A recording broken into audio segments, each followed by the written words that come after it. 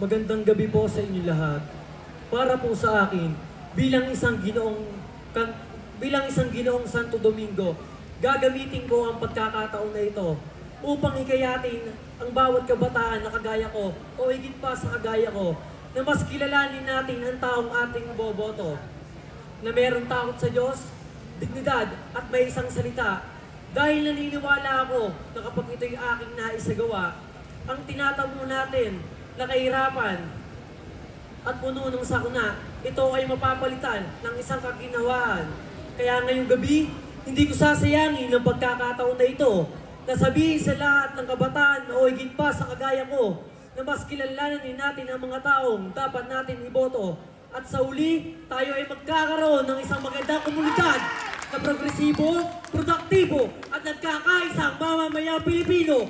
Ayun lamang po. Maraming salamat.